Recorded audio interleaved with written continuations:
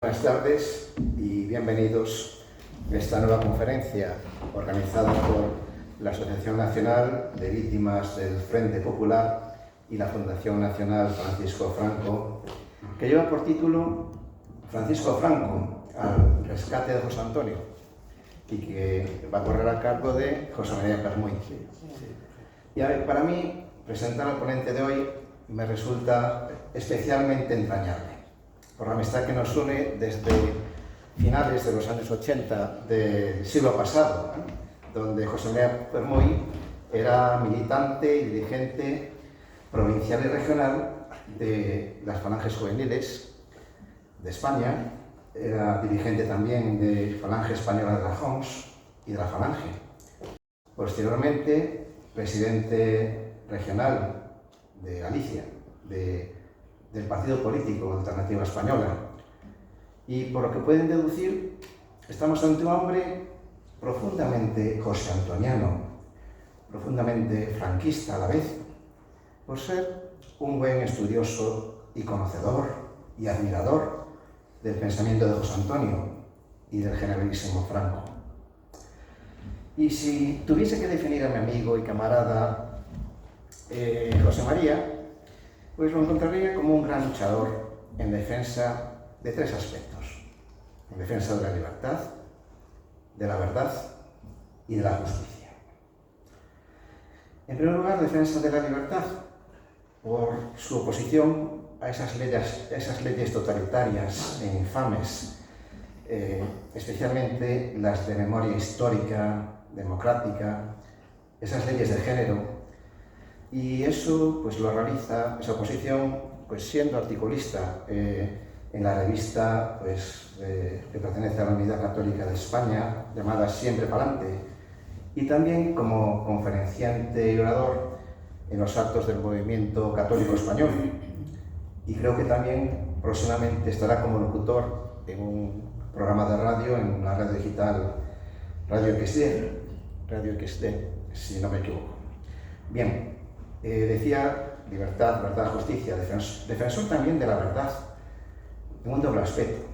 Por una parte, con respecto al régimen del generalísimo.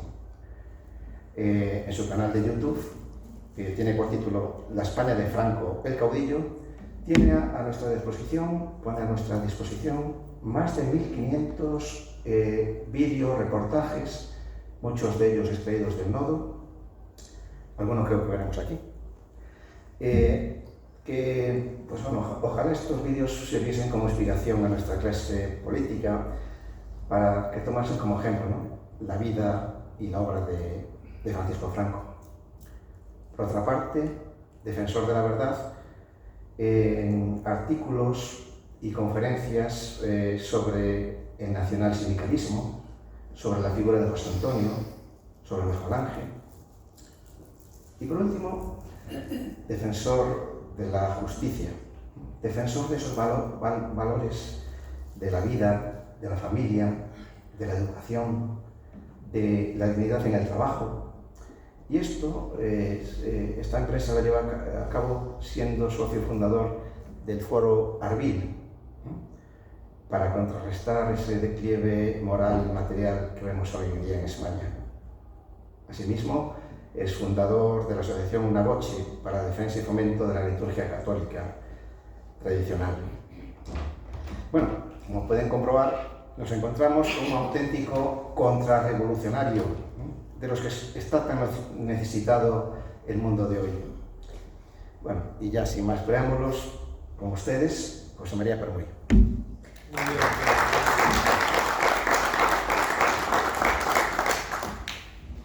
Muy bien. Buenas tardes a todos, gracias por asistir y tener la paciencia de soportarme, si es que alguno no se va antes de que yo termine, que es muy probable. Pero en fin. En primer lugar, mi agradecimiento tiene que ser necesariamente para el presidente de esta institución, el Sporting Club Casino de La Coruña, porque la verdad es que una vez más ha vuelto a cedernos estos locales que ya se están convirtiendo prácticamente en el templo de la defensa de las legítimas libertades, porque ya no queda prácticamente un espacio en España en el que se pueda decir la verdad con entera libertad, como en Sporting Club Casino. No existe. En muchos lugares este tipo de actos casi se tiene que hacer clandestinamente o con muchas precauciones. Y aquí tenemos absoluta y entera libertad para decir lo que nos venga en gana, que además nosotros, por nuestras ideas, creencias y principios, suele ser siempre la verdad, porque estamos comprometidos con ella. En segundo lugar, también quiero dar las gracias a nuestro grandísimo camarada y amigo Carlos Fernández Barallobre, Calín, porque una vez más ha tenido el gesto de invitarme a dar una conferencia y para mí es un honor que sea él el que me haya propuesto, además un tema que él sabe que a mí me apasiona, como es el de la figura de José Antonio Primo de Rivera, además unida a la figura que también me apasiona del generalísimo Franco. Y también quiero dar las gracias por su asistencia al presidente, a Pepín García Cabreros, que está aquí entre nosotros y que es el presidente de la Asociación de Víctimas del Frente Popular, de la cual yo soy secretario general, del mismo modo que también es presidente de la Delegación Provincial de La Coruña de la Fundación Francisco Franco, nuestro camarada Calín, al que acabo de hacer mención. Voy a dar las gracias también a dos historiadores que yo considero que uno de ellos es el mejor historiador que existe sobre la historia de la Falange española, que es José Luis Jerez Riesco, y otro que creo que es el mejor historiador que existe sobre todo lo que tiene que ver con la etapa que se suele conocer vulgarmente como franquismo, que es el querido amigo y camarada Francisco Torres. ¿Por qué? Les doy las gracias. Porque prácticamente se puede decir que un 85-90% de lo que yo hoy voy a exponer en estas diapositivas y de lo que yo hoy voy a hablar, en cuanto a material gráfico, casi todo es del libro Historia Gráfica de la Falange de José Luis Jerez Riesco, y en cuanto al contenido de la conferencia, prácticamente el 85-90% es su autor, el camarada y amigo Francisco Torres, historiador. Entonces quiero dar las gracias a ellos. Con los dos además he hablado, he tenido la ocasión de estar el sábado además con los dos a la vez, en un acto maravilloso que organizó en Oviedo la Hermandad de Defensores de Oviedo, precisamente para defender la verdad y la libertad en torno a la figura del generalísimo Franco, que congregó a más de 10 grandes conferenciantes. Y como digo, he tenido la ocasión de estar con estos dos historiadores y de decirles precisamente que iba digamos, a hacer plagio, por decirlo de una manera, de sus obras, y ellos encantados me han dicho que copie lo que quiera, y además, por supuesto, los menciono, con lo cual ya no es plagio, ¿no? Pero en fin. Y bueno, dicho esto, el capítulo de agradecimientos ya lo he cumplido, vamos a pasar a la materia, ¿verdad?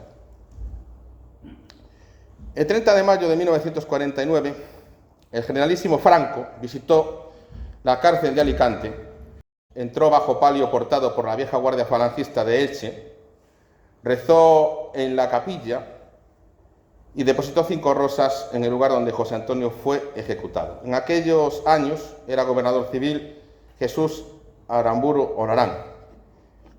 Y este camarada, Jesús Aramburu, un momento de intensa emoción, vamos a ver aquí el la visita de su excelencia a la casa prisión de José Antonio, hoy convertida en convento de los padres dominicos. El recorrido lo efectúa bajo palio llevado... Perdón, estas cosas de la tecnología no sé por qué no se ve, la verdad. No se está viendo ahora. Sí, pero es que no está funcionando el ratón. Bueno, perdonad porque estas cosas hace un rato funcionaba y ahora parece que ya no va. Sí, no, ya, pero es que esto se tiene que ver aquí, no, el ratón no está funcionando. Entonces ya empezamos con cosas, en fin. No, a ver cómo podemos hacer. Perdonad, ¿eh? No, sí, pero es que no funciona. No funciona ni ratón aquí ni aquí. ¿Tiene pila? Ya. No, pero es que tampoco funciona en el ordenador. Es como si se hubiera bloqueado y ahora de repente, hace un rato funcionaba, pero ahora mismo pues no está funcionando. Entonces, nada. Lo reiniciamos. Perdonad, porque estas cosas son inesperadas. Voy a volver a ponerlo y a ver si así ya funciona. Sí, pero vamos a ver. A ver si es verdad. ¿Ahora se ve algo? Sí. Ahora se ve, ¿no? Debe ser esto. Mira para atrás, mira. Vale. Bueno, la cuestión es que el gobernador civil al que me estaba refiriendo ahora, y vamos a ver las imágenes del caudillo en esa visita a la casa prisión José Antonio en Alicante en 1949, cuenta que el generalísimo se acercó a él y le dijo: yo he hecho todo lo posible por salvar a este hombre, por salvar a José Antonio Primo de Rivera. Y bueno, de esto va esta conferencia. No solamente de hablar de los intentos de fuga y de liberación de José Antonio, tanto de la cárcel Modelo de Madrid como de la prisión provincial de Alicante, sino del generalísimo Franco, el papel que jugó precisamente en todos esos, o muchos de esos intentos de fuga, sobre todo los intentos de liberación a partir de septiembre de 1936. Quiero empezar con estas imágenes que espero que se vean, en las que aparece el generalísimo Franco haciendo esa visita a la que me acabo de referir. Un momento de intensa emoción es el de la visita de su excelencia a la casa prisión de José Antonio, hoy convertida en convento de los padres dominicos. El recorrido lo efectúa bajo palio, llevado por elementos de la vieja guardia de Elche. Después de haber recibido la bienvenida de la comunidad, Franco se traslada a la capilla donde ora breves momentos y a continuación recorre las diversas dependencias, entre ellas la celda donde José Antonio pasó sus últimas horas condenado a muerte. En el patio de la casa prisión depositó las 5 rosas simbólicas ante la cruz que señala el lugar donde cayó el fundador de Falange. Muy bien, pues estas son las imágenes de esa visita del caudillo, de la cual el gobernador civil dijo que el caudillo había afirmado que había hecho todo lo posible por salvar, por liberar de la prisión a José Antonio Primo de Rivera y salvar su vida. Como antes dije, estos son los 3 libros en que principalmente me he basado para poder preparar estas diapositivas y al mismo tiempo para poder exponer el tema que estoy abordando. Historia gráfica de la Falange, de José Luis Jerez Riesco, El último José Antonio, de Francisco Torres García, y también de este autor, José Antonio, condenado ayer a muerte. Y bueno, dicho esto, vamos a entrar en materia. Lo primero que hay que decir es por qué hubo que intentar liberar a José Antonio. ¿Por qué estaba preso José Antonio? Bueno, pues José Antonio estaba preso porque unas horas antes del 14 de marzo de 1936, el gobierno del Frente Popular, que como todos ustedes saben, triunfó en las elecciones de febrero de ese año 36 de manera ilegítima, por medio de coacciones, de violencias y por medio de un pucherazo, es decir, de una intervención ilegítima en los resultados electorales, pues decide precintar el local de la Falange en Madrid. Y José Antonio es detenido el 14 de marzo de 1936 sobre pretexto de que él y los dirigentes falangistas que también fueron detenidos con él de la Junta Política que estaban en Madrid habían roto los preceptos de ese local, del local de Falange. Muy bien.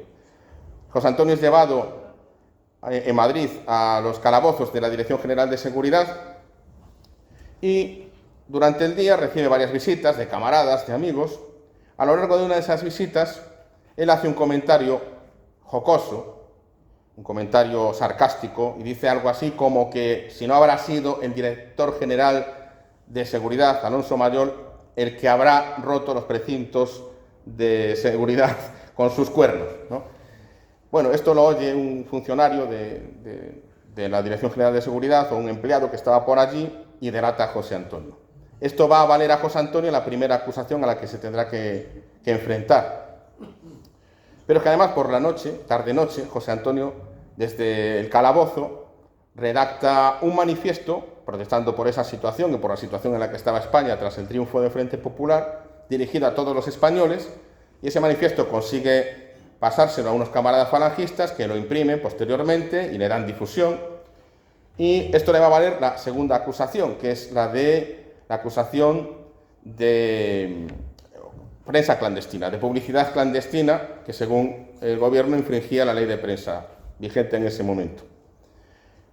Y luego va a tener que enfrentarse a una tercera acusación porque el gobierno ordena incoar un proceso contra él y contra todos los falangistas detenidos en ese momento por asociación ilícita, porque quiere declarar el gobierno a la Falange una asociación ilegal al considerar que está infringiendo la Constitución y las leyes vigentes en ese momento durante la Segunda República.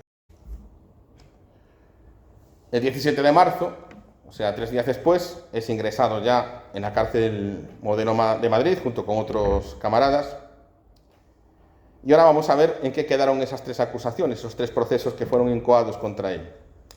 El primero, como decía, es el de delito de desacato a la autoridad por las injurias proferidas contra el director general, Alonso Mayo. Pues muy bien, el 28 de marzo se celebra el juicio, un tribunal de urgencia en la cárcel Modelo de Madrid, y es condenado a 2 meses y 1 día de prisión. El 23 de abril, José Antonio presenta el recurso de casación ante el Supremo, y el 14 de mayo, el Tribunal Supremo confirma la condena de José Antonio a 2 meses y 1 día de prisión por desacato. La cuestión es que el 14 de mayo faltaban 2 días para salir de prisión, porque ya se habían cumplido 2 meses desde la detención de José Antonio. Por lo tanto, si solo hubiera sido esto, en 2 días tendría que estar ya en la calle. Pero tenía otra acusación más, como sabemos, 2, pero vamos a seguir con la siguiente.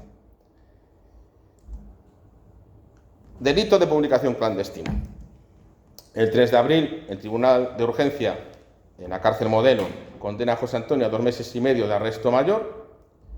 El 8 de abril, José Antonio presenta recurso de casación ante el Tribunal Supremo y, en este caso, el 18 de mayo, el Tribunal Supremo absuelve a José Antonio. 18 de mayo, obviamente, ya habían pasado los 2 meses y 1 día de arresto por la acusación de desacato. Pero quedaba todavía otro proceso, ¿no? El quizás más importante por asociación ilegal o ilícita. Vamos a ver en qué quedó. El 30 de abril, el Tribunal de Urgencia también absuelve a todos los procesados, incluido José Antonio Primo de Rivera, del delito de asociación ilícita, y declara además que la Falange es legal, que no ha lugar a la ilegalidad de la Falange. En este caso, el fiscal, el Ministerio Público, interpone ante el Supremo contra esa sentencia un recurso de casación y el 3 de junio, ante el Supremo, se produce la vista por ese recurso de casación y el veredicto, al final, que se conoce definitivamente el 8 de junio, es que el Tribunal Supremo confirma la legalidad de la Falange y la absolución de los detenidos. Entonces, se supone que al día siguiente o unas horas después tendrían que estar todos fuera, ¿no? Pero la cuestión es que el gobierno decide retener a todos en prisión, a pesar de la sentencia del Tribunal Supremo. Además, es curioso porque no permite que se publique esa sentencia. Hasta tal punto que no sé si se habrán dado cuenta que todas estas cosas que estoy diciendo ahora las estoy apoyando en noticias de prensa, de varios periódicos de toda España, no es un mismo periódico, son varios diarios de toda España. Pero yo he estado intentando buscar en las hemerotecas esa declaración del Tribunal Supremo de que la Falange es legal y de que deben ser absueltos los detenidos, y puede que haya alguna, no lo sé, porque tampoco es que he mirado todos los periódicos que se editaban en España, pero he mirado unos cuantos, he consultado unos cuantos y varias fechas y no he encontrado nada. O sea, hasta ese punto, ¿no? Es decir, mantienen en prisión a José Antonio, mantienen en prisión a los dirigentes de la Falange, a pesar de que el Tribunal Supremo declara legal a la Falange y que deben ser absueltos. Ya vemos cómo funcionaba el gobierno. Pero es que además hay otra cuestión, y es que, por si fuera poco, el gobierno decide, unos días antes del primer juicio, del 30 de abril, decide hacer un registro en uno de los domicilios particulares de José Antonio, en Madrid. La policía practica el registro, dice que encuentra unas pistolas que curiosamente 2 pistolas estaban totalmente limpias en un estante completamente lleno de polvo, que nos explica cómo después de meses pues solamente el estante tenía polvo y la pistola estaba limpia, ¿no? Y entonces digamos que denuncian a José Antonio, o le procesan por tenencia ilícita de armas, pero tenencia ilícita de armas no porque José Antonio no tuviera licencia de armas, que la tenía, sino porque había caducado. Pero había caducado porque la fecha de renovación se había cumplido mientras él estaba en prisión. En este caso, el 28 de mayo, el tribunal dicta una condena de multa y 5 meses de arresto por tenencia ilícita de armas. Y aquí ya José Antonio debía estar harto de tantas irregularidades, de tantas injusticias, de tantas arbitrariedades, ¿no?, de tantas denuncias falsas y absurdas, y monta en una de esas cóleras bíblicas de la que tantos autores hablan sobre él, pierde los nervios y entonces empieza ya a increpar al tribunal, tira al brete de abogado al suelo y lo pisa, y hasta llega a agredir levemente a un funcionario del juzgado. Con lo cual, eso le va a valer otro nuevo proceso, otra nueva acusación, claro. No obstante, José Antonio, el día 1 de junio, presenta recurso de casación contra esta sentencia por tenencia ilícita de armas. Lo que pasa es que ese proceso sigue abierto porque, por desgracia, como sabemos, antes de que se produjera ese juicio, pues ya fue condenado en Alicante y fue ejecutado, ¿no? Muy bien. El día 5 de junio de 1936, en otro acto también ilegal, cometido por orden del gobierno, José Antonio es trasladado a la prisión provincial de Alicante. Él, junto con su hermano Miguel, que son los que aparecen en esta foto que se ve en la diapositiva, ¿no? Bueno, mientras está ahí en la prisión provincial de Alicante, por seguir con el relato de los juicios a los que tuvo que enfrentarse, de las acusaciones a las que tuvo que enfrentarse, pues el fiscal le pide una condena de 1 año, 8 meses y 21 días por desacato, y 3 años y 5 meses por atentado, por los incidentes protagonizados ante el tribunal el 28 de mayo, cuando él se indigna por la sentencia por tenencia ilícita de armas, ¿no? Por otro lado, después, más adelante, le encuentran en la prisión a él y a Miguel unas armas, unas pistolas y 2 cuchillos, y entonces se inicia otro nuevo proceso, otra vez por posesión ilegal de armas. Y ya por último, sin que se hubiera podido llegar a celebrar estos 2 últimos procesos, el de delito de desacato y atentado y el delito de posesión ilegal de armas, ya sabemos lo que ocurre, ¿no? Pues que se produce el lanzamiento nacional el 17 y 18 de julio de 1936 y José Antonio es acusado de rebelión militar. Entonces, en noviembre, como ya todos sabemos, es juzgado por un tribunal popular y de manera completamente irregular y completamente injusta es condenado a muerte, y la condena a muerte, con el enterado del gobierno del Frente Popular, que en ese momento presidía Francisco Largo Caballero, se ejecuta y es fusilado en Alicante, como digo, el 20 de noviembre. Muy bien. Ahora vamos a ver dos cosas. Primero, los planes de fuga y en segundo lugar, los planes de liberación. Fuga en el sentido de que son aquellos planes en los que el mismo José Antonio participa para intentar fugarse él con asistencia, con ayuda de otras personas, ¿no? Y estos planes teóricamente empiezan cuando está encarcelado en Madrid, cuando él se da cuenta de que el gobierno está acumulando acusaciones una tras otra para retenerle y mantenerle en prisión, y que seguramente no va a haber por medios legales, porque ya la legalidad durante el periodo del Frente Popular no existía prácticamente. Él se da cuenta que por medios legales es muy probable que no vaya a salir nunca de la prisión, ¿no?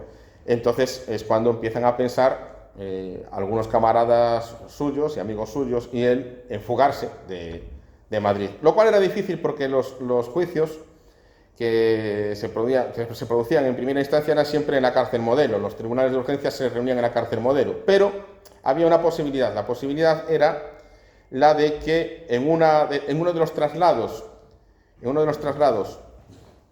desde la cárcel Modelo de Madrid hasta el Tribunal Supremo pudiera, bien durante el viaje, bien desde el edificio del Tribunal Supremo, fugarse.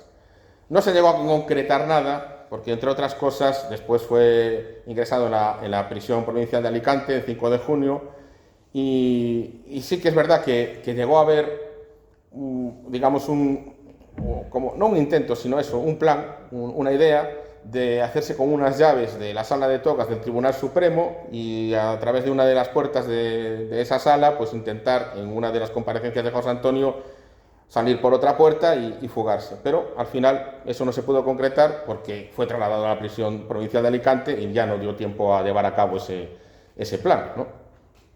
Y después tenía que comparecer el 22 de julio, en teoría, también para otro juicio, pero se produce el lanzamiento nacional y ese plan se desbarata completamente, ¿no? Muy bien.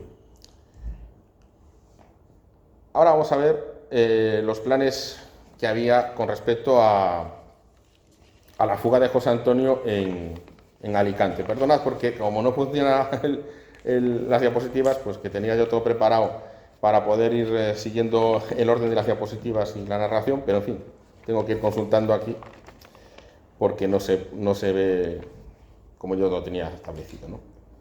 Bien, la cuestión es que cuando ingresan a Alicante también hay varios planes para tratar de que se fugue José Antonio con ayuda de camaradas, ¿no?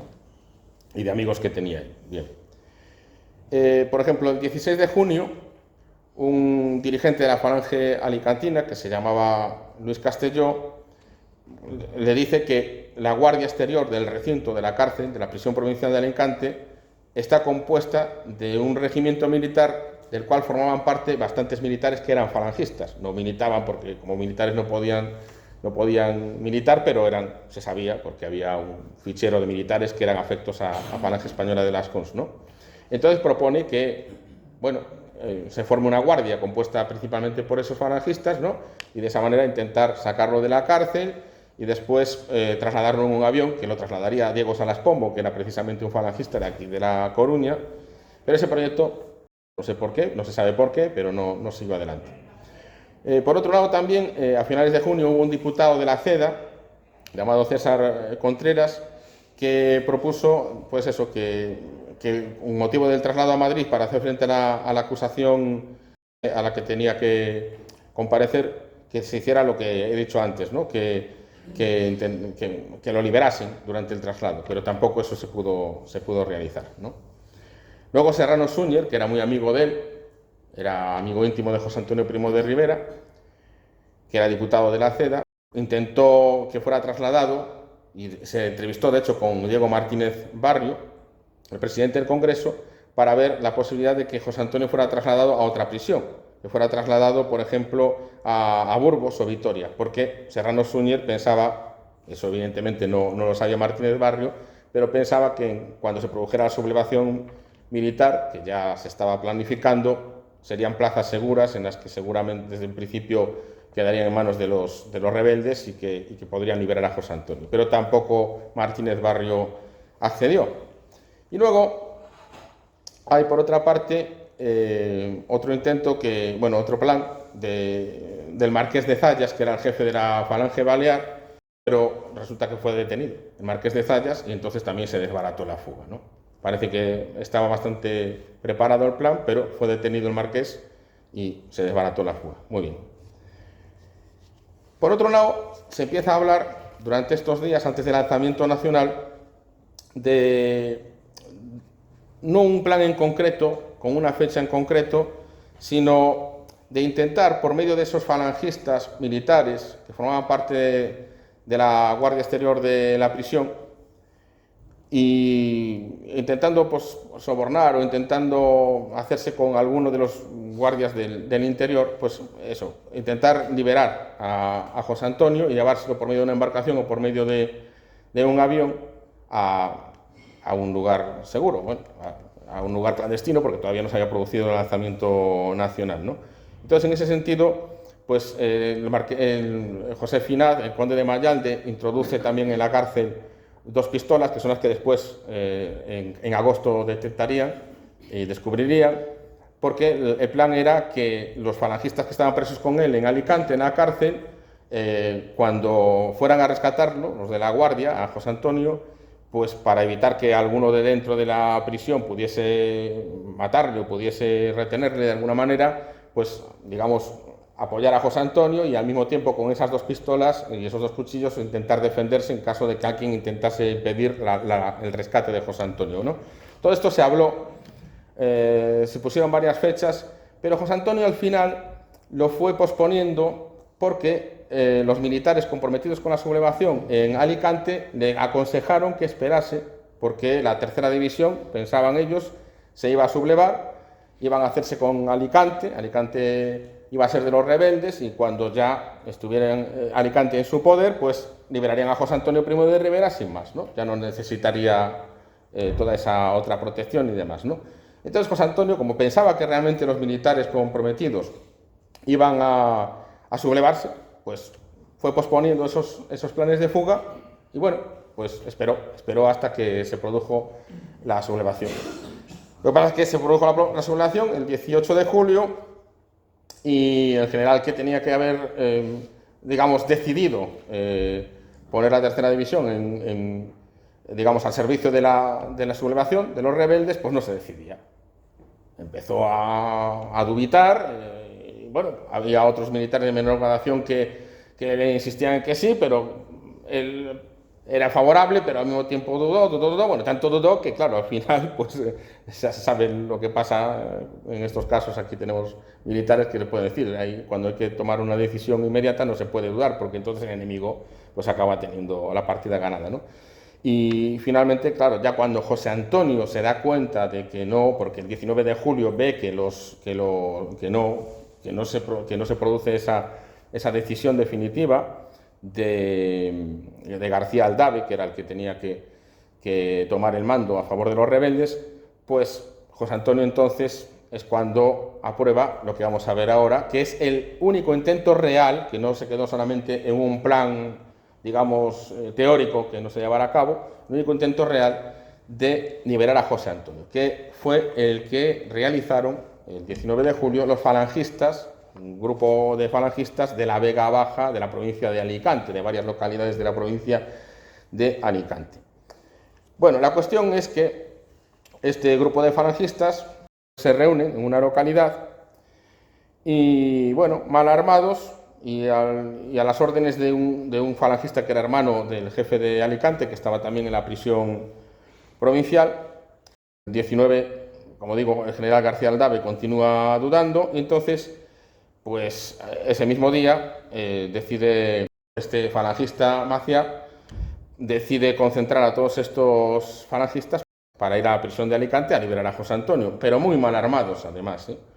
Además resulta que no solamente mal armados, sino que mal motorizados, porque al final esa columna compuesta por 100 y pico falangistas, resulta que consigue una furgoneta, consigue un camión, la furgoneta por medio del camino se avería, con lo cual tienen que bajarse algunos de la furgoneta y subir al camión, pero tampoco caben todos en el camión, con lo cual tienen que esperar unos en la localidad donde se averió la furgoneta, mientras avanza el camión y deja a los otros y vuelve el camión se queda sin gasolina, en fin, una serie de acontecimientos increíbles, parecen de película, ¿no? Pero lo que no sabían estos falangistas es que uno de los hermanos de ellos los delató, con lo cual, cuando ya se estaban acercando finalmente a la prisión provincial de Alicante, estaban los guardias de asalto allí preparados para detenerlos, los tirotean, los detienen y muchos de ellos después fueron procesados y condenados a muerte. Con lo cual, ese plan que realmente se llevó a cabo de fuga de José Antonio, de liberación de José Antonio, también quedó totalmente desbaratado por la delación y también por la mala organización y la falta de apoyo, porque se va también al cuartel de Benalúa el falangista Maciá a intentar que les apoyen los militares y los militares dicen que no. Entonces, cuando en principio se suponía que allí sí iban a apoyar el alzamiento nacional. Entonces, por todas esas circunstancias, los falangistas fracasan, ¿no? Y bueno, en ese momento José Antonio es incomunicado. El día 21 de julio José Antonio es incomunicado. Aún así, pudo hasta el último día pues, comunicarse con alguna persona por medio de una falangista muy valiente y heroica, Llanitos González, que era la que hacía de enlace entre José Antonio y los militares y entre José Antonio y los falangistas. Pero bueno, llegó un momento que tampoco ella pudo acceder a él.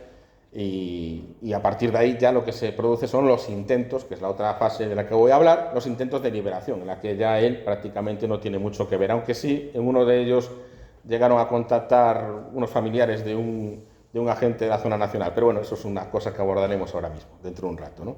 Pero quiero decir que a partir de ahora ya José Antonio poco tiene que ver, es la zona nacional la que tiene que intentar liberarle de la prisión. Muy bien. Y efectivamente, cuando se constituye la Junta de Mando Provisional de Falange el 2 de septiembre de 1936, pues lo primero que deciden es intentar liberar a José Antonio Primo de Rivera. Entonces se ponen en contacto con la Junta de Defensa Nacional, que la presidía el general Miguel Cabanellas, general de división, que accede completamente, y estos falangistas, los falangistas, deciden enviar a un policía, Carlavilla, y a Miguel Primo de Rivera como de Guzmán, un primo de José Antonio, enviarlos a Portugal para intentar desde allí, de alguna manera, contactar con alguna autoridad republicana para ver la manera de llegar a un acuerdo para liberar a José Antonio.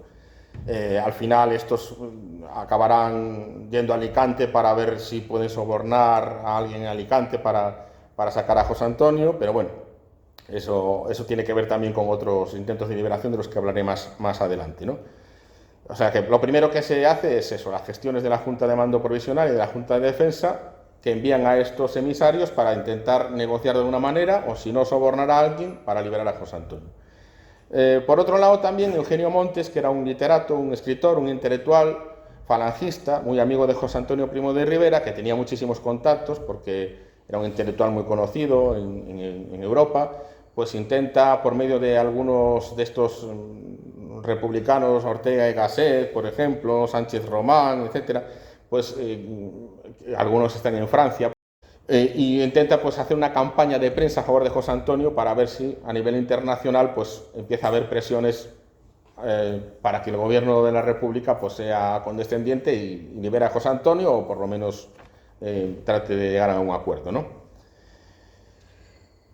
Esto, por cierto, acabaría el mismo 19 de noviembre, este tipo de gestiones diplomáticas y de presión acabarían el mismo 19 de noviembre de 1936, cuando se conoce la sentencia contra José Antonio Primo de Rivera,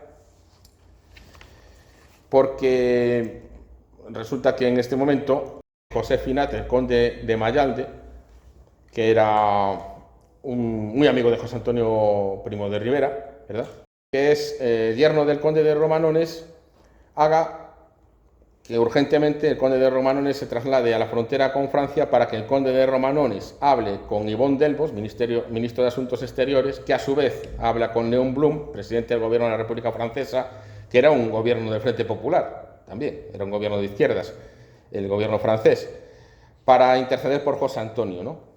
Y según el propio presidente del gobierno de la República Francesa, según Léon Blum, efectivamente se dirigió al gobierno por medio de un telegrama, al gobierno que estaba en ese momento en Valencia, al gobierno del Frente Popular Español, para pedir que no fuera asesinado José Antonio, y le contestaron que ya esa misma mañana ya había sido asesinado, ya había sido fusilado. Es decir, que parece ser que aquí sí que hubo un intento a última hora que podía haber tenido éxito o no, no sabemos que hubiera decidido de haber estado vivo José Antonio, el gobierno, pero llegaron tarde, ¿no? Entonces, en cuanto a las gestiones diplomáticas, esta fue la que más eficacia pudo haber tenido, si no fuera porque se echó el tiempo encima, ¿verdad? Luego hay otro tipo de intentos de liberar a José Antonio, que es por medio ya no de la diplomacia, no de las presiones de propaganda, etcétera, sino de los canjes, es decir, intercambiar a José Antonio Primo de Rivera por otros presos de la zona nacional, por republicanos o rojos que están presos en la zona nacional, o familiares de destacados dirigentes de la zona roja, ¿no? Hubo un intento de cambiar a José Antonio por el hijo de Largo Caballero. Este intento no siguió adelante porque resulta que el ministro de la Gobernación, que era Ángel Galarza, consulta a los periódicos de la zona roja, que, bueno, tantea cuál sería la opinión pública roja en el caso de que se canjeara a José Antonio Primo de Rivera por un hijo de Largo Caballero, que acaba de ser además nombrado presidente del gobierno de la República. y ellos dicen que eso que sentaría muy mal, que en la opinión pública iba a parecer un favoritismo tremendo, y entonces al final dicen que no. Dicen que no quieren cambiar al hijo del Largo Caballero, que estaba detenido en la zona nacional por José Antonio Primo de Rivera. Después está el soborno de Indalecio Prieto. Indalecio Prieto es el que era entonces ministro de la Marina y del Aire, que era un dirigente socialista, el que propone a la zona nacional el intercambio de José Antonio Primo de Rivera por 30 rehenes, por 30 presos de la zona nacional y 6 millones de pesetas. Pero resulta que finalmente tampoco llega a realizarse este intercambio, no porque la zona nacional no lo quisiera, que Franco lo autorizó, sino porque, según parece, pues los anarquistas de Alicante se enteraron y amenazaron a Indalecio Prieto con que si hacía algo así, pues iba a tomar represalias. Entonces el mismo Indalecio Prieto se echó atrás y dijo finalmente que no. Aunque en la zona nacional, como digo, estaban dispuestos a intercambiar a José Antonio por todos los rehenes que pidiera y por los 6 millones de pesetas. Eso lo digo, voy adelantando, porque luego cuando hablemos de si Franco quiso o no quiso liberar a José Antonio, o hizo o no hizo, o apoyó o no apoyó, por ejemplo, todas estas cosas que suponían el recaudar dinero para liberar a José Antonio, estaba dispuesto a dar prácticamente todo lo que fuera posible. Hasta 6 millones de pesetas, que son 6 millones de pesetas de 1936, no son 36.000 euros de ahora, estamos hablando de muchos cientos de euros, no de ahora, ¿no? Por otro lado, hay un falangista que se llama Ramón Cañazas, que se va a entrevistar con Pilar Primo de Rivera para hablar con el jefe de milicias de la Falange, Agustín Aznar, y proponerle el canje de José Antonio por la familia, que estaba también retenida en la zona nacional, del general Miaja, que llegó a ser el jefe de la defensa de Madrid. O sea, era un general muy importante en la zona roja. Y bueno, la cuestión es que como en ese momento estaban también planeando otro intento de liberación en Alicante, precisamente a propuesta del jefe nacional de milicias de Falange, que era Agustín Aznar, pues este le dice que lo deje, que no siga por ahí. A pesar de eso, Ramón Cañazas intenta hacer algo sin consultar con Franco por su cuenta, pero por su cuenta no consigue colaboradores suficientes y ya lo dejó por imposible, ¿no? Y bueno, y luego ya la última propuesta, no es la única, porque hay algunas propuestas que no llegaron ni siquiera casi más que a plantearse, porque el general Asensio también quiso cambiar a su hijo por José Antonio, pero eso no tuvo ningún recorrido. Bueno, hubo otras, pero estas son las más importantes, ¿no? Voy a resumir. Pero la que sí también es importante es una que hace el 4 de noviembre el mismo generalísimo Franco, o sea, motu propio, por iniciativa suya, sin que nadie se lo pidiera, ¿no? El 4 de noviembre él propone el canje de Graciano Antuña por José Antonio Primo de Rivera. Graciano Antuña, pues a muchos no le sonará mucho, pero bueno, a Calín le suena muchísimo, por ejemplo, porque es un experto en la Revolución de Octubre del 34, con lo cual evidentemente tiene que conocer. Era uno de los héroes de la Revolución de Octubre en el Partido Socialista Obrero Español. Era un dirigente en ese momento muy destacado, que además tenía una aureola de héroe para ellos. Claro, para nosotros era un delincuente y un sinvergüenza, ¿no? Pero para ellos no era. Entonces Franco propone él a los alemanes que están en Alicante que intenten, además de utilizar para sobornos, que eso lo veremos ahora dentro de un rato, dinero procedente de la zona nacional, ofrecer el canje de Graciano Antuña por José Antonio Primo de Rivera.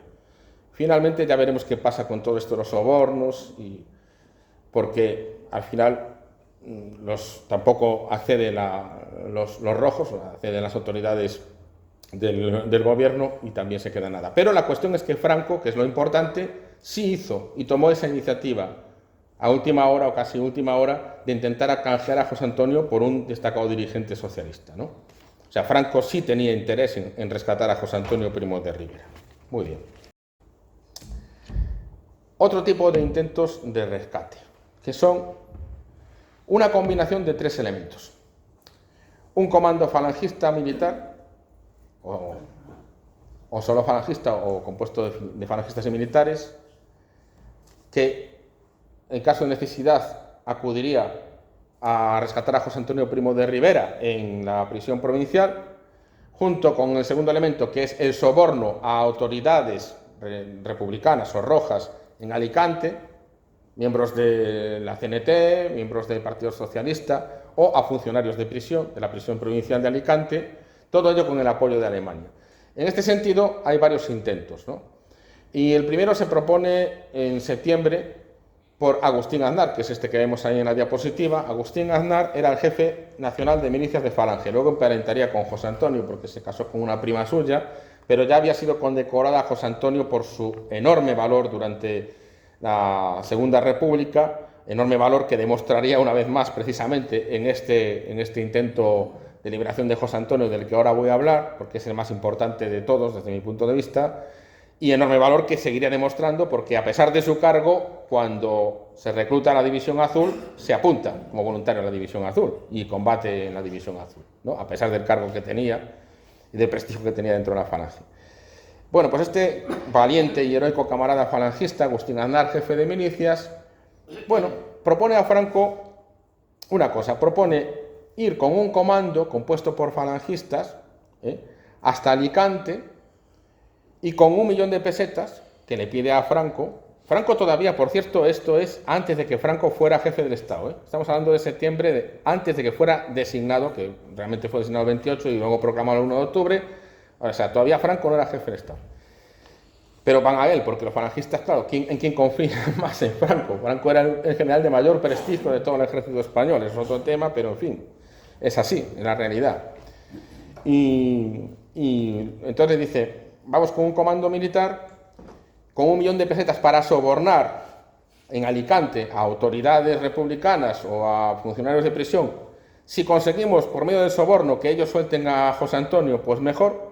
Si no conseguimos que alguna autoridad libere a José Antonio, entonces lo que hacemos es al menos sobornar a alguien de dentro de la prisión para que garantice la seguridad de José Antonio, la integridad física, la vida de José Antonio, al menos mientras nosotros vamos en su búsqueda a rescatarle a la prisión con el comando, ¿no? Entonces, esa era la idea de él. Pero claro, para eso necesitaba la ayuda de Alemania, o por lo menos era muy importante, no era estrictamente necesaria, pero era muy, muy importante, sobre todo para los sobornos, la ayuda de Alemania. Porque Alemania todavía reconocía al gobierno de la República. Alemania no deja de reconocer al gobierno de la República hasta el 18 de noviembre de ese mismo año, y por lo tanto tenía una embajada, que además la embajada alemana se había trasladado a Alicante. Entonces la embajada alemana estaba en ese momento en Alicante. Y además tenía fondeados en el puerto de Alicante barcos constantemente, porque los barcos alemanes, como tenían relaciones diplomáticas con el gobierno de la República todavía, a pesar de que ayudaran a Franco, pues podían entrar y salir del puerto de Alicante. Evidentemente eso era algo que facilitaba muchísimo que este comando o cualquier emisario de Franco que fuera con el dinero a rescatar y a sobornar a gente para liberar a José Antonio, desde esos barcos o desde esa embajada, sobre todo desde los barcos, aunque veremos que la embajada también tuvo un papel importante y decisivo, pues pudieran hacer todas esas gestiones, ¿no? Entonces Franco mismo, lo dice Agustín Aznar, es un testimonio que él dejó por escrito, Franco mismo es el que hace las gestiones con Alemania. Franco es el que se pone en contacto con el mando alemán para pedirle que facilite a este comando y a estos emisarios que él va a mandar precisamente el poder operar desde las embarcaciones alemanas o desde la embajada alemana, bueno, con la ayuda, con el soporte de los alemanes. Y los alemanes le conceden a Franco esa ayuda, que por otro lado ellos pues también estaban hasta cierto punto interesados en liberar o sea, siempre tuvieron un cierto interés en liberar al fundador de la Falange, ¿no? Pero bueno, que digamos que el que gestiona el compromiso definitivo es Franco, cosa importante a tener en cuenta. Entonces al final resulta que estos camaradas forman un comando, efectivamente, y se van en una embarcación llamada Iltis alemana, desde Andalucía hasta Alicante. Muy bien. Llegan allí. Lo que pasa es que en Alemania, hay que decirlo también, eran partidarios de liberar a José Antonio y de ayudar, pero claro, con ciertas precauciones. ¿Por qué? Porque, como estaba diciendo yo antes, seguía manteniendo relaciones diplomáticas con el gobierno del Frente Popular, cosa que, por otro lado, también interesaba a los nacionales, porque gracias a eso muchos de los nuestros que estaban en Alicante, perseguidos por los rojos, escondidos, pudieron salir de Alicante, gracias a la ayuda de los alemanes, gracias a esa precisamente relación que tenían los alemanes que les permitía la libertad de movimiento. Los alemanes rescataron a muchos de los nuestros nacionales gracias precisamente a esa condición, ¿no? Entonces, tampoco a Alemania le convenía indisponerse con el gobierno de la República en ese momento. Por lo tanto, lo que sí exigían los alemanes es que todas estas operaciones de rescate, de liberación, de soborno para sacar a José Antonio de la cárcel no comprometieran a Alemania y provocaran un conflicto diplomático con el gobierno de la República. Entonces ahí había como dos tendencias, una del hasta entonces cónsul de Alemania, von Knobloch, que era muy partidario de hacer lo que fuera por liberar a José Antonio y arriesgar, ¿no?, por liberar a José Antonio, y había otra de Volkers, que era el jefe de negociado alemán que hacía las funciones de embajador, que no es que no quisiera rescatar a José Antonio, pero que tendía más a la prudencia, ¿no? Bien, esto va a tener muchas consecuencias. ¿Por qué? La primera consecuencia que tiene cuando llega en esa embarcación alemana, el Iltis, a Alicante, a Agustín Aznar con su comando de falangistas, pues en primer lugar Volkers, el jefe de negocios de la embajada, dice que el comando no, que bien, que si quiere desembarcar en Alicante para hacer gestiones de soborno a las autoridades o funcionarios, Agustín Aznar, que baje él, pero el comando que en principio que no intervenga. Y de hecho manda al comando otra vez de vuelta a la zona nacional. Tarda unos días, pero lo manda de vuelta a la zona nacional. Entonces se queda ahí solo él, Agustín Aznar. Knobloch, también el cónsul alemán, baja también a Alicante y por otro lado hace gestiones de soborno, porque ya digo que él sí estaba muy comprometido con el intento de liberación de José Antonio. Bueno, el caso es que Agustín Aznar pues contacta allí con unas familiares de un agente de la zona nacional, que son afines a los nacionales.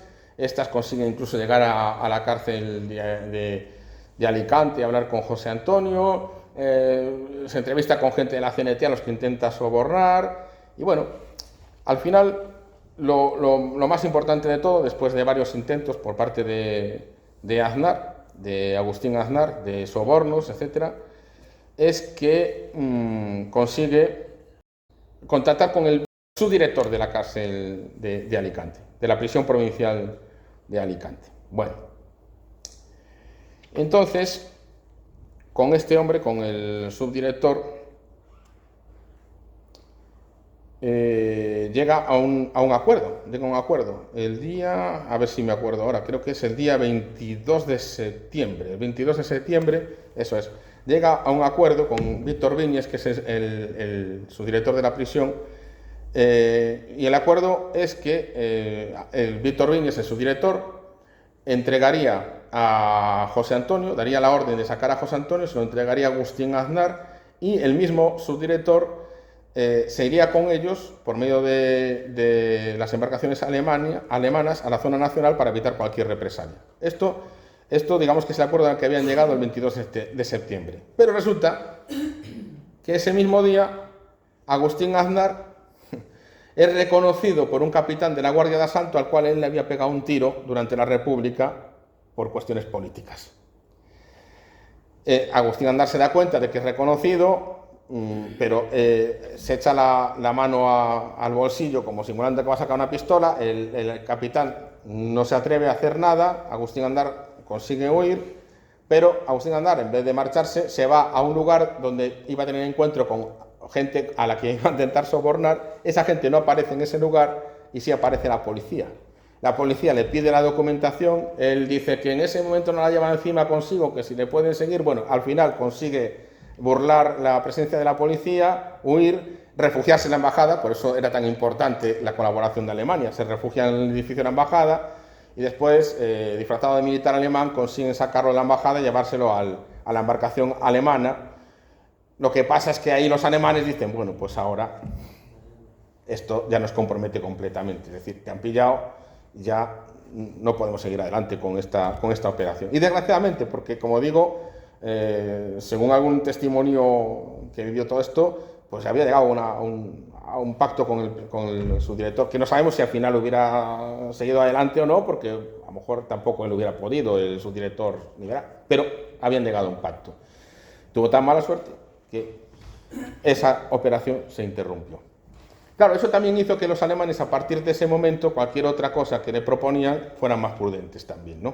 Y todo el tema de los comandos ya los alemanes lo admitían, pero como un último recurso, ¿no? Pero Agustín Andar no se quedó contento. Entonces, el 5 de octubre lo mandan para allá, para la zona nacional, y ya 2 o 3 días después se va a ver a Franco y le dice que hay que volver a hacer lo mismo, ¿no? Pero que sin contar tanto con los alemanes. Y Franco le dice que sí. Franco le dice que sí. Es más, no solo le dice que sí, sino que Franco va y él mismo participa en el diseño de la operación de rescate de José Antonio Primo de Rivera. Y dice que no solamente van a ir falangistas y legionarios a rescatar a José Antonio Primo de Rivera. Y bueno, y además van a irse en el crucero Canarias. O sea, va a poner a disposición de ese comando el crucero Canarias. O sea, vamos, más facilidades, imposible, ¿no? Pero ¿qué pasa? Que empiezan a reclutar a la parte falangista del comando y con muy poca discreción, y se enteran las autoridades rojas.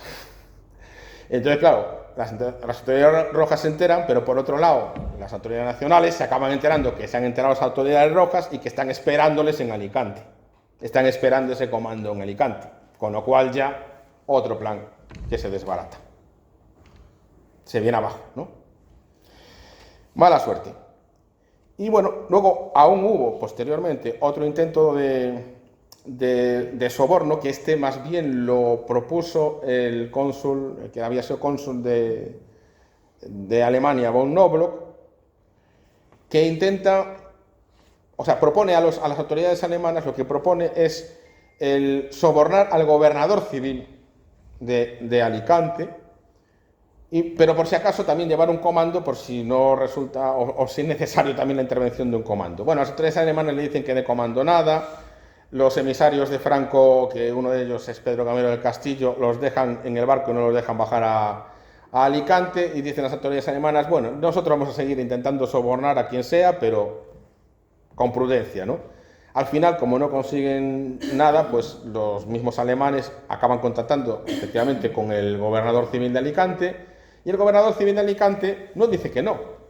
Pero bueno, lo que pasa es que les da largas y dice, bueno, realmente este es un proceso muy largo, porque, en fin, va para rato, todavía estamos recabando la información para el juicio, etcétera, etcétera, y por lo tanto, bueno, pues digamos que les dio la sensación a los alemanes de que tenían tiempo, de que iba a haber tiempo para seguir, bueno, haciendo algo para rescatar a José Antonio. Desgraciadamente no fue así.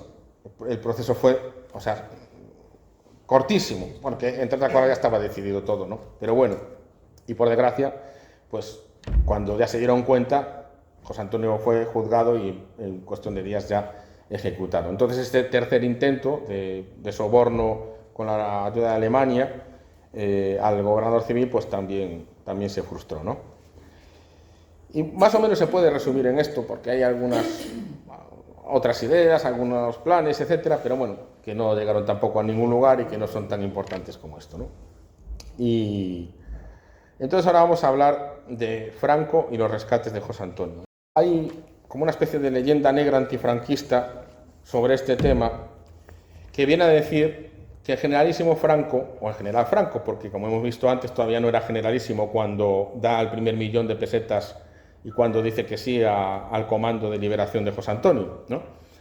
Dice que Franco en realidad no hizo todo lo posible por liberar a José Antonio, todo lo que estaba en sus manos, o incluso algunos dicen que entorpeció, que obstaculizó la labor de rescate y de liberación de José Antonio Primo de Rivera.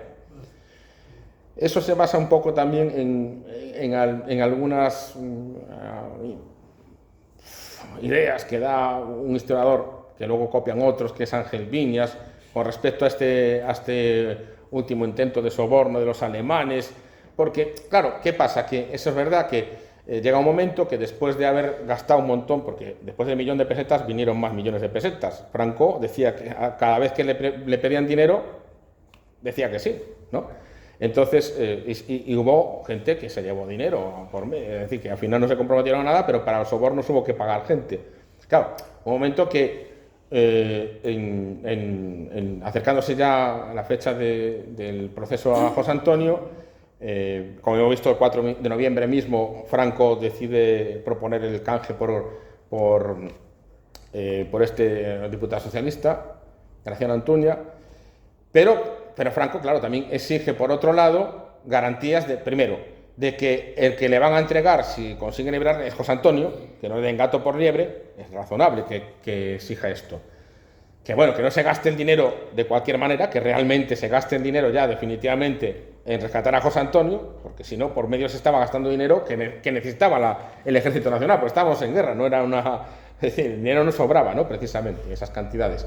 Y tercero, que antes de, cuando fuera liberado José Antonio, si fuera liberado, antes de llevarla a la zona nacional directamente, que alguien le informase de los acontecimientos que estaban ocurriendo en la zona nacional, porque temían que los rojos le hubieran informado mal, lo cual también era bastante prudente, ¿no? Bueno, pues según Viñas y algunos historiadores que le siguen y le copian, esto quería decir que Franco como que, bueno, que ponía obstáculos. Claro, obviando todas las veces que dijo que sí a todos los intentos de rescate, obviando que Franco incluso participó en el proyecto, en el diseño del proyecto de uno de esos intentos, obviando que Franco dio todo el dinero, hasta 6 millones de pesetas estuvo dispuesto a dar para liberar a José Antonio Primo de Rivera, que fue él el que propuso el canje por Graciano Antuña, como si eso no tuviera ninguna importancia, ¿no? O sea, es una cosa increíble, ¿no? Pero así es como funcionan los pseudo-historiadores, con medias verdades, que son las peores de las mentiras, porque tienen algo de verdad, pero descontextualizadas, ¿no?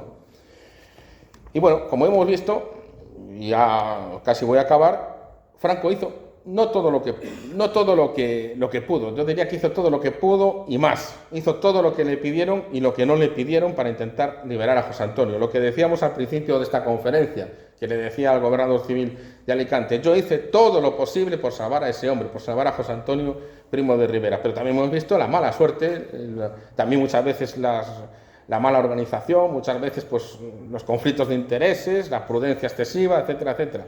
No se pudo hacer absolutamente nada más para liberar a José Antonio, desgraciadamente, pero Franco fue el que más hizo.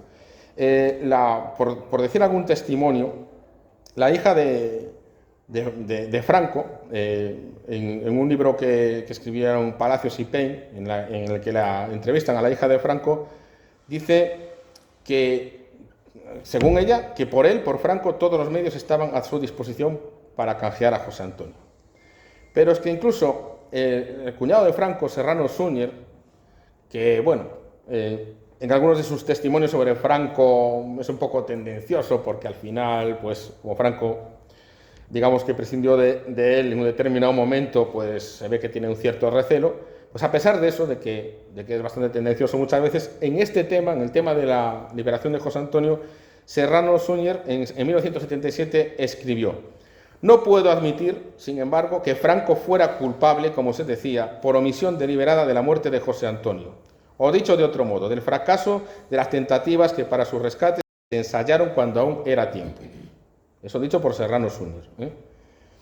Pilar Primo de Rivera, la hermana de José Antonio, que no será sospechosa precisamente de defender a Franco contra su hermano, ¿no? Dice en sus memorias, publicadas en los años 80, no es verdad todo lo que se dice de que el caudillo no tuvo interés en liberar a José Antonio.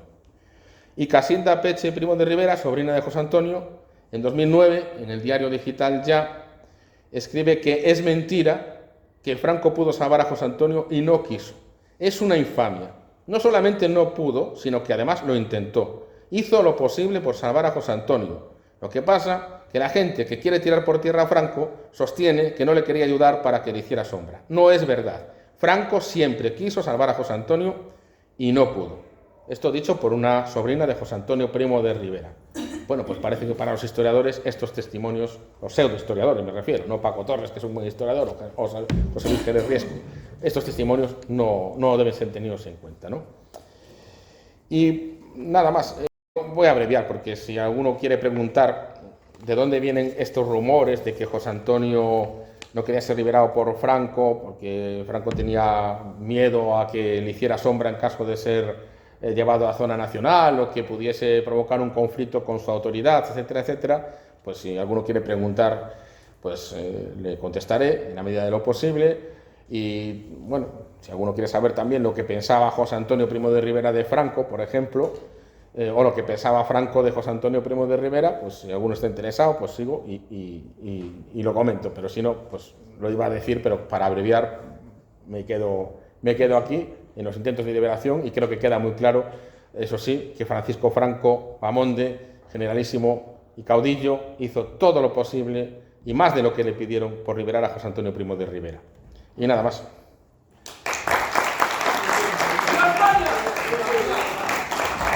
Siempre. Muchísimas gracias, José María, por esta magnífica disertación sobre este tema tan interesante. Y lo que dijiste tú, es decir, ahora es el turno de alguna pregunta, alguna intervención para... Tenemos aquí una ya, sí. Buenas tardes.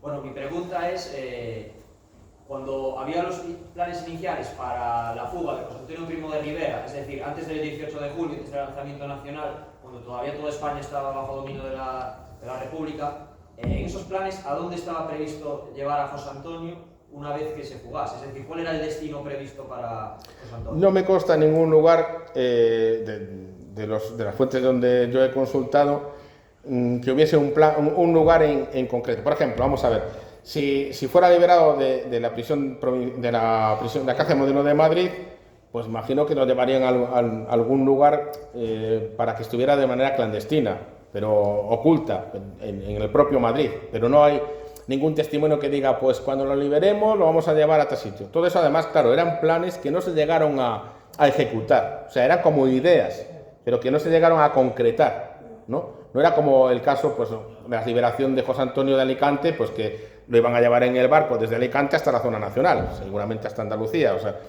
en ese caso, pues no se llegó a ejecutar ninguno de esos planes. Lo de por ejemplo, los planes de fuga que se propusieron antes del 18 de junio en Alicante, igual, quedaron todos en ideas, pero no se concretó ninguno, ni se inició ninguno.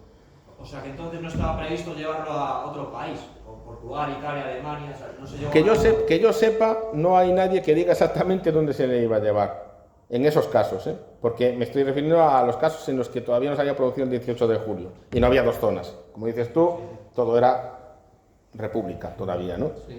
No hay, me imagino que sí, que lo habrían previsto, pero bueno, a lo mejor tampoco lo han considerado importante los que han dado testimonio de eso, y o si hay algún testimonio que diga, no sé, Calín, a lo mejor sabe de algún... Hablaron de que en el intento de escapar, cuando él tiene el juicio, que iba a marcharse disfrazado de oficial de la Guardia de Asalto, de cambiarse la toga en el momento en la sala de togas, pues tenían preparado un uniforme de la Guardia de Asalto, de oficial de la Guardia de Asalto, para salir del Tribunal Supremo. Pero generalmente es lo que dices tú, yo todo lo que he leído, creo que alguien apunta, no sé quién, no recuerdo, de que si ese intento de marcha con el gobierno del Frente Popular iba a ir a Portugal. Había el antecedente de marcha. Claro. Había el antecedente de marcha, que se fue el director de la prisión, Marx y todos a Portugal. El banquero Marx. Claro, la de Marx lo sacaron así, salió por la puerta principal. Sí, podría ser, claro, era más. Eso es lo que se intenta, vamos, lo que he dicho. Sí. Una pregunta, ¿este Carlavilla que has hablado es Mauricio Carlavilla? Sí. El que fue designado como emisario de Franco para la Junta de Defensa, todavía no era Franco el jefe de Estado. Tiene varios libros escritos. Sí, es Mauricio Carlavilla, sí. Pues vaya guión de película. Hay un guión de película ahí tremenda. Sí. Que son 1000 cosas. Sí. Hay enredos para dar y tomar, hay enredos. Incluso mi coronel, el bueno de Permuy, se dejó en el tintero que en ese segundo comando en que iban falangistas y legionarios, iba Paulino Uzcudo, el campeón de España de los pesos pesados, que peleó con Primo Carnera para ser campeón del mundo. Sí. El gran Paulino Uzcudo iba en ese comando que, como muy bien dijo José María, alguien pasado de copas y el tal. Muy buena. ¿Qué pensaba generalísimo de José Antonio? Bueno, ¿qué pensaba generalísimo José Antonio? Buena pregunta. Pues pensaba muy bien. Bueno, yo no digo lo que pensaba después de que él fue nombrado designado jefe nacional de movimiento, porque uno puede decir, bueno, claro, era jefe nacional de movimiento, ¿cómo no iba a hablar bien de José Antonio? Menciona y cita a José Antonio infinidad de veces en sus discursos, lo exalta. Hay un hecho que es incontestable. José Antonio Primo de Rivera, por sí mismo, es un personaje importante, pero quien, digamos, sublimó la figura de José Antonio Primo de Rivera fue el caudillo Franco. Porque el caudillo Franco, digamos que podía haberse fijado en otra persona, podía haber exaltado, por ejemplo, las obras de Calvo Sotero, que era el protomártir, ¿no?, de Renovación Española, podía haber exaltado, yo qué sé, a Víctor Pradera, también mártir, carlista, que además era íntimo amigo de Francisco Franco. Francisco Franco prolongó la obra completa de Víctor Pradera, el pensador y teórico tradicionalista carlista. Podía haber, digamos que, puesto el foco en otras figuras, ¿no? Y la puso en José Antonio. José Antonio Primo de Rivera, en gran parte, llegó a ser conocido por todos los españoles porque el generalísimo Franco quiso que fuera José Antonio, como quiso que, por ejemplo, la nueva fuerza unificada llevase el nombre de Falange Española Tradicionalista de las Jons, que fuera la Falange la que diera el nombre principal, ¿no?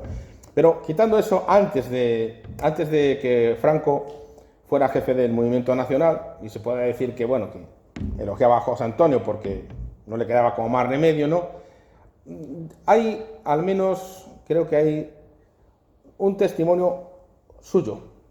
Él, cuando escribe la obra completa de Víctor Pradera, el prólogo para la obra completa de Víctor Pradera, el pensador carlista, cuenta, como es solo una frase, la voy a leer, porque es interesante, me parece a mí, creo que la tenía aquí puesta, y creo que es interesante esto, ¿no? Dice lo siguiente, que en una entrevista que tuvo, un encuentro, porque eran amigos, con Víctor Pradera, Franco y él estuvieron hablando pues de las derechas, de la situación política de España, etcétera, y dice Franco en ese prólogo, hablamos seguidamente de José Antonio, del eco de sus palabras entre las juventudes, de la hostilidad con que se le recibía en algunos campos blanduchos de las derechas. Y me atajó Víctor Pradera rápido. Y me dijo, yo no. Claro, Franco habla de lo que le dijo Víctor Pradera, pero el que estaba criticando cómo trataban de mal las derechas a José Antonio era el propio Franco. Luego, él mismo está diciendo, yo consideraba a José Antonio una persona que no debía ser maltratada, con la que había que contar. Pero es que además hay todavía otro testimonio, quizás más interesante, que es el del Tebib Arrumi, que era un periodista, Víctor Ruiz Albéniz, ¿no? El hijo de Víctor Ruiz Albéniz era falangista, además era del círculo de José Antonio Primo de Rivera, era un militante del círculo de José Antonio Primo de Rivera, ¿no? Y estando ya en Canarias, destinado Francisco Franco... Hermano de Ruiz Gallardón. Eso. Pues estando... Abuelo de Alberto. De Alberto Ruiz Gallardón, efectivamente. Pues estando Franco en Canarias, destinado, en 1936... le fueron a visitar Víctor Ruiz Albéniz y el hijo, y en un momento que se quedaron Víctor Ruiz Albéniz y Franco solos, estamos hablando de mayo del 36, Franco le pregunta a Ruiz Albéniz qué opina él de José Antonio, ¿no? Y también, porque no es muy largo, ¿no? Y Ruiz Albéniz dice, creo, mi general, que de todo cuanto existe en nuestra España de hoy, fuera del ejército, el único que merece verdadera atención es José Antonio. Tiene cualidades sublimes de excelso patriota, de hombre de mando, de político honrado, de sociólogo moderno despierto. Tiene sobre todo eso, la gran virtud de saberse hacer, no ya querer, sino adorar, de cuantos le tratan y oyen una sola vez. ¿Te acuerdas, mi general, del don divino de Millán cuando daba espíritu a la legión? Pues algo no ya como eso, sino quizás superior a eso, porque José Antonio ha operado sobre una masa tan inerte, tan fría, como es la generación de jóvenes españoles de ahora, frívolos, adocenados, sin pulso ni ideal siquiera, y ha hecho de ellos, en pocos meses, una falange con alma y cuerpo, corazón y voluntad de titanes, de héroes. Y dice Ruiz Albéniz, Franco me miraba sonriendo. Estaba acostumbrado a mis riendas sueltas entusiásticas, pero con gran asombro por mi parte, esta vez, el general, Franco, en lugar de frenar mis ímpetus encomiásticos, exclamó, tengo exactamente la misma opinión que tú. Yo vengo observando a ese muchacho desde sus primeros pasos.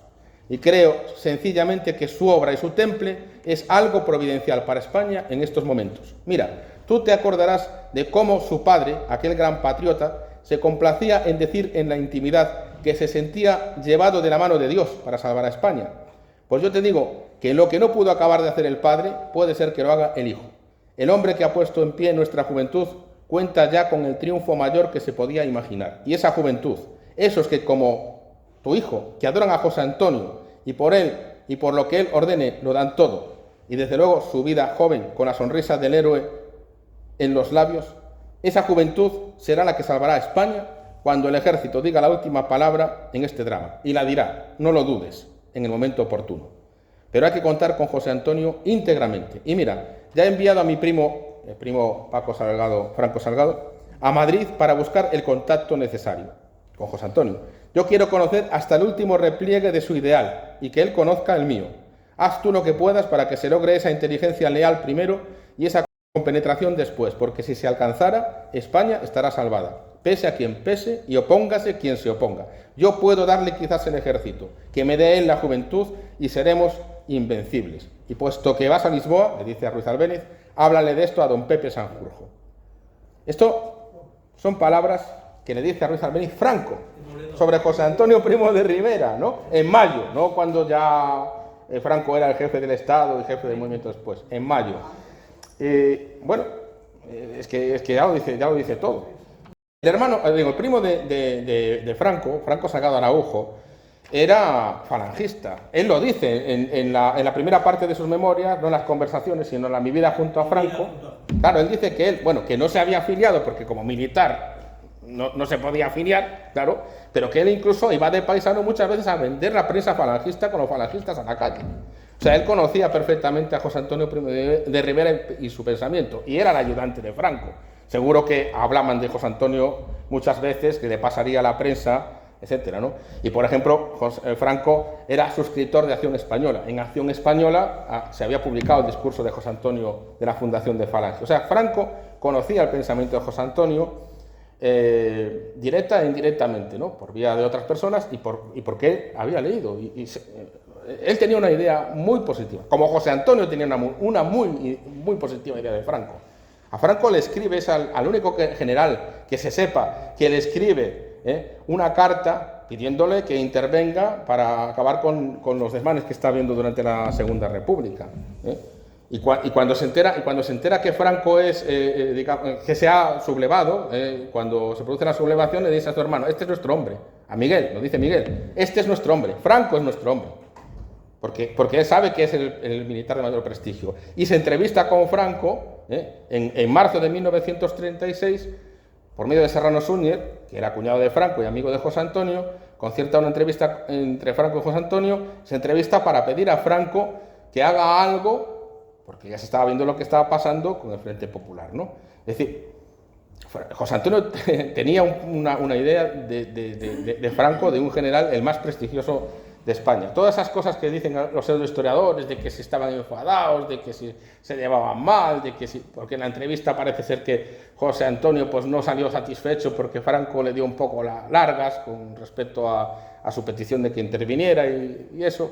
O por ejemplo, y acabo ya, algunos dicen es que durante las elecciones de 1936 hubo dos lugares en los que se tuvieron que repetir, en Granada y Cuenca, ¿no? Se repitieron las elecciones. Bueno, si fuera por irregularidades tenía que haberse repetido en toda España, pero ahí consiguieron que se repitieran. Entonces resulta que el decreto que ordena repetir las elecciones dice que se puede, como es una repetición, no es una segunda vuelta, sino que es una repetición, se pueden presentar los candidatos que quieran. Y se configura una candidatura en la que se presentan Antonio Goicoechea, José Antonio Primo de Rivera, que estaba en la cárcel, que salió de hecho, elegido, pues podía haber tenido inmunidad parlamentaria y salir de la cárcel, y Franco. Y entonces José Antonio manda a Serrano Súñer a hablar con Franco para pedirle que retire la candidatura. Entonces hay gente que dice, no, Franco tenía que estar muy cabreado con José Antonio porque le pidió que retirara la candidatura. El tema es que Franco quería presentarse porque pensaba que si había, en el momento de la sublevación, militares indecisos en Madrid y él estaba como diputado, podía, digamos, presionarles en el momento para que se decidieran, ¿no? Pero José Antonio pensaba lo contrario. José Antonio pensaba que era mejor que Franco estuviera al mando de unidades militares en ese momento, que era mucho mejor. Entonces, la cuestión era, no es que José Antonio no quisiera a Franco, lo que decía es que era mejor que Franco precisamente no dejase el mando sobre unidades militares y no se presentara como candidato y fuera elegido diputado. Entonces eso se lo fue a decir Serrano Suñer, y el mismo Serrano Suñer dice: Franco, cuando le dije que José Antonio le pedía que retirase su nombre en la candidatura, primero se disgustó, pero cuando le expliqué el por qué lo pedía, no solo no se disgustó, sino que lo entendió y digamos que lo entendió y lo asumió, o sea, se dio cuenta de que era así. O sea, qué cabreo podía haber si al final él mismo reconoció que José Antonio tenía razón, ¿no? Pero claro, si solo cuentas la mitad de la versión o la mitad del hecho, pues claro, las medias verdades son las peores de las mentiras. Y así todo. Perdón. Como es un poquito tarde, Sí. vamos a dar paso a una última intervención. Gracias. O sea, José Antonio se entrevista con Franco poco antes de ser detenido, en marzo. Claro. Sí, porque se entrevista el 8 de marzo y el 14 de marzo es detenido. ¿Y dónde se entrevistaron? ¿Cómo fue esa entrevista? Se entrevistaron en Madrid, me parece, ¿no? Sí. Creo que fue en Madrid, no sé ahora en qué casa fue. En casa de de un diputado de la Z. un diputado de la Z, sí. Que era compañero de Serrano Suñer. Sí. Con Serrano Suñer, sí. Serrano Suñer, sí. La entrevista. Pero precisamente incido en esto. ¿Quién pide la entrevista? ¿José Antonio quiere entrevistarse con José Franco, Antonio. ¿O es Franco el que quiere entrevistarse José con Antonio pide la entrevista. la entrevista? José Antonio se pone en contacto con el cuñado de Franco, con Serrano Suñer, Sí, sí. para entrevistarse con Franco, y Franco accede y le recibe. Perfecto, ya está. Es así. Y luego lo que pasa es que José Antonio, digamos, apremia a Franco, Sí. porque se estaban produciendo las irregularidades que estaban produciendo A ver si en las arregla, elecciones, sí. A ver para si- ver si interviene de alguna manera. Y Franco, digamos que le da largas, como diciendo, bueno, no se preocupe, que si hay que hacer algo se hará, pero no es el momento. Y José Antonio, que era más impetuoso, al parecer, según Serrano Suñer, que es también así, bueno, Y que es el único testigo de eso. y que es el único testigo de eso, dice que José Antonio, que hace como una especie de sarcasmo diciendo, bueno, si tenemos que esperar por esto y tal, pero no está, o sea, no es que estuviera enfadado, indignado ni nada. Ya otros militares con los que había hablado le habían dicho más o menos lo mismo a José Antonio, ¿no? Pero vamos, José Antonio Primo de Rivera fue recibido por Franco en cuanto él pidió esa entrevista. Del propio José Antonio. Más. Muy bien. ¿Hay tiempo para una intervención más o alguna pregunta más? Bueno, pero díselo. Sí. Está diciendo que las últimas palabras, lo último que dijo José Antonio, ¿no? Ojalá sea mi sangre La última que se derrama vertida en España. discordias civiles. Que quería que lo dijeras. Sí, pues sí, ojalá sea, ojalá. Sí, es muy bonito. Ojalá. Por tanto, una persona que está a punto de morir. Yo, a mí, lo que viendo esto, o sea, desde el punto de vista técnico, un golpe de mano, los que fracasaron, claro, necesita secreto absoluto. Y un plan de decepción. Un plan de decepción porque siempre hay que contar con que alguien se puede ir del tipo. Entonces, cuando se prepara una acción de este tipo, hay que dejar que se corra una cosa distinta. Porque es muy complejo.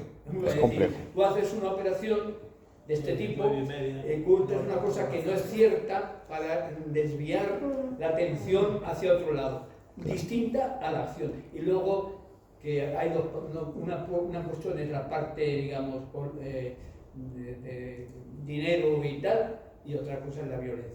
Cuando se va a una cosa de esas hay que ir dispuesto a todo. Sí. Claro, Lo que pasa es que sembrar el terror. Lo que pasa es que lo del dinero era, si se podía liberar sin la acción del comando, bien, pero era para al menos sobornar a alguien de dentro para que mientras el comando se dirigía a liberarle no hubiera, por ejemplo, un funcionario de prisiones que le pegara un tiro antes de que lo fueran a rescatar. Entonces digamos que una de las funciones de ese dinero, del soborno, era intentar chantajear, o sea, sobornar a alguien para que protegiera a José Antonio durante ese intento de liberación. Facilitar la entrada en muchas Facilitar la Luego entrada. estaba un teniente de asalto Claro. estaba destinado en la Claro, cárcel de había gente que era simpatizante, afín, entonces contaban un poco con... Pero bueno, al final se desbarató todo por mala suerte en un caso y por otro lado, en otro caso por la indiscreción cuando se reclutó a los falangistas, porque empezaron, claro, era como que a ver quién se apunta para esto. Pues claro, si